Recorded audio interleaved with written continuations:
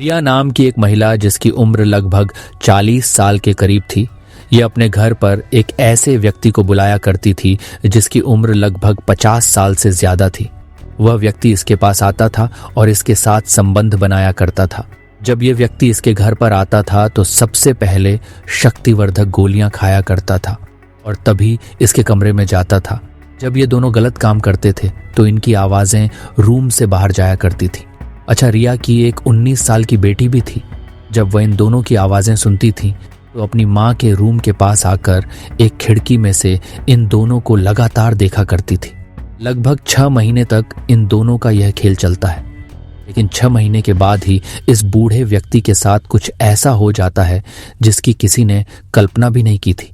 जी हाँ दोस्तों, आज की इस घटना को सुनने के बाद शायद आप लोगों को भी बड़ी हैरानी होगी, इसीलिए इस वीडियो में आप अंत तक बने रहिएगा। लेकिन कहानी में आगे बढ़ने से पहले अगर आप चैनल पे नए हैं तो चैनल को सब्सक्राइब करना ना भूलें और कमेंट में अपनी सिटी का नाम बताएं कि आप ये कहानी कहाँ से सुन रहे हैं। दरअसल दोस्तों, यह सच्ची कहानी उत्तर प्रदेश के रायबरेली जिला की है। रिया के पति का 4 साल पहले ही उसको छोड़कर चला गया था।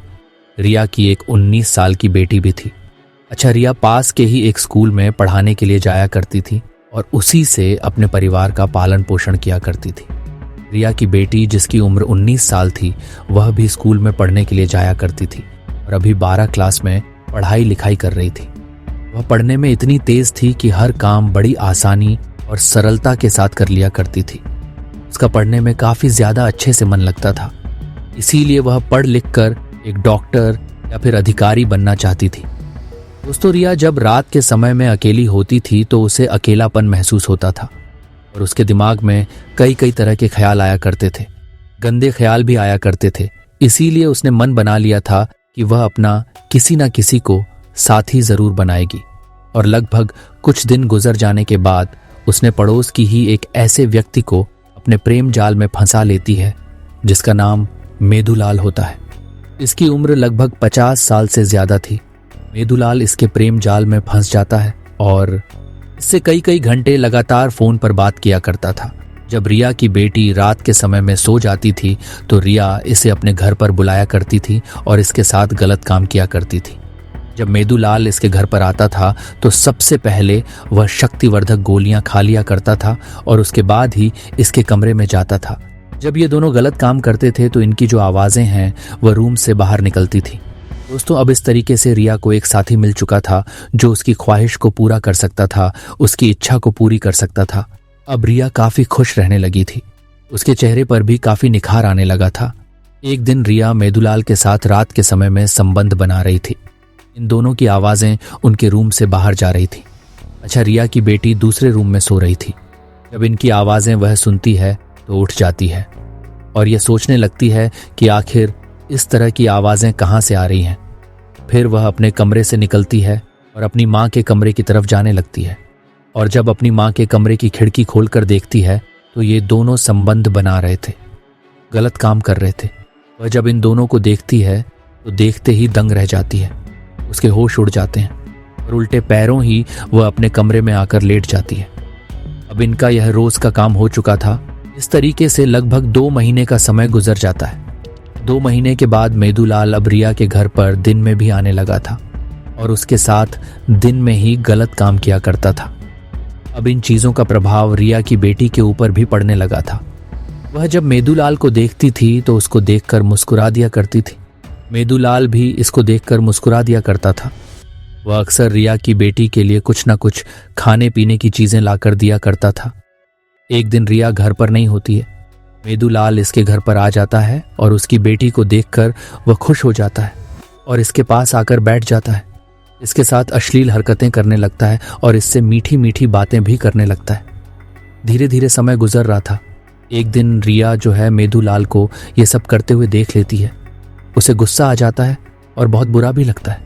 वह फिर मेदुलाल को अपने पास बुलाती है और उसे कहती है कि ये सब जो तुम मेरे साथ कर रहे हो मेरे तक ही सीमित रखो। मेरी बेटी के पास जाने की कोशिश मत करो, नहीं तो अंजाम बहुत बुरा होगा। मेदुलाल को समझाकर वह वहां से भेज देती है। दोस्तों, इस तरीके से लगभग 6 महीने का समय गुजर जाता है। एक दिन मेदुलाल रिया के घर पर आता है रिया घर पर उस समय नहीं होती है। उसकी बेटी बैठी हुई अपना होमवर्क कर रही थी। मेदूलाल इसके पास आकर बैठ जाता है और इसके साथ गलत और अश्लील हरकतें करने लगता है और ज़बरदस्ती भी करने लगता है। लेकिन अचानक रिया पीछे से आ जाती है और मेदूलाल को ये सब करते हुए देख लेती है। ये सब देखकर आग बबूला हो जाती है। उसे बहुत गुस्सा आता है। फिर वह मेदूलाल से कहती है, मैंने आपको पहले भी समझाया था कि आप मेरी बेटी से दूर रहो, लेकिन तुमने नहीं मानी है। अब मैं चाहती हूँ, तुम्हारा मेरा रास्ता अलग हो चुका है। तुम मेरे से अब कभी नहीं मिल सकते, ना ही मैं तुमसे कभी मिल सकती। इतना कहकर जो है मेदूलाल को वहां से भगा दिया। अब रिया के दिमाग में एक खौफनाक प्लान चलने लगा था। उस प्लान में रिया ने अपनी बेटी को भी शामिल कर लिया था। वह सोच रही थी कि अब मेदूलाल को वह खत्म कर देगी। इसीलिए 2 दिन के बाद रिया मेदूलाल को फोन करती है और उससे कहती है कि मैंने जो तुम्हारे साथ किया वह बहुत गलत किया। मैं अपने के पर शर्मिंदा हूं और मैं आपसे अभी मिलना चाहती हूं। अभी रात के 12 बजे हैं और तुम मेरे घर पर आ जाओ। अच्छा। मेदूलाल तो उससे मिलने के लिए बेताब था। वह तो चाहता था कि रिया कब उसको फोन करे। इसीलिए वह तुरंत ही अपने घर से निकलता है और रिया के घर पर पहुंच जाता है। रिया उसको अपने पीछे के दरवाजे से लेती है और अपने एक कमरे में लेकर चली जाती है। वहां पर पहले से ही रिया की बेटी खड़ी थी। जैसे ही मेदूलाल कमरे के अंदर प्रवेश करता है, रिया की बेटी उसका हाथ पकड़ लेती है और पास में ही रखा हुआ एक डंडा उसके सर पर मार देती है। 2-3 बार डंडे मारने के बाद मेदूलाल की हालत खराब हो जाती है। उसको चक्कर आने लगता है और वहीं पर वह गिर जाता है। फिर रिया की बेटी और रिया ने मिलकर इसका गला रेत कर वहीं पर हत्या कर देती है। दोस्तों, फिर यह दोनों मेदूलाल की लाश को उठाती हैं और गांव से दूर रोड के किनारे एक गड्ढे में डाल देती है। फिर ये अपने घर पर आते हैं और घटना स्थल पर जो सबूत होते हैं उसको मिटा दिया जाता है। फिर ये दोनों सो जाते हैं। उसके बाद अगले दिन सुबह 9 बजे के करीब गांव वाले जब आ जा रहे थे तो गांव वालों को एक गड्ढे में एक व्यक्ति की लाश मिलती है। जब उस लाश को निकाला जाता है तो वह मेदूलाल की लाश थी। गांव वाले पहचान गए थे कि यह मेदूलाल है और इसी गांव का रहने वाला है। फिर एक व्यक्ति मेदूलाल के बेटे सुनील कुमार को बुलाकर लाता है। जब सुनील कुमार अपने पिता की यह हालत देखता है तो उसकी चीख निकल जाती है। फिर गांव का ही एक आदमी तुरंत पुलिस को फोन कर देता है और आधे घंटे के अंदर अंदर पुलिस भी वहां पर पहुंच जाती है। पुलिस घटनास्थल का मुआयना करती है और गांव वालों से पूछताछ करने लगती है। तो गांव वाले कहते हैं कि हमें कुछ भी नहीं पता है कि आखिर यह मामला कैसे हुआ है।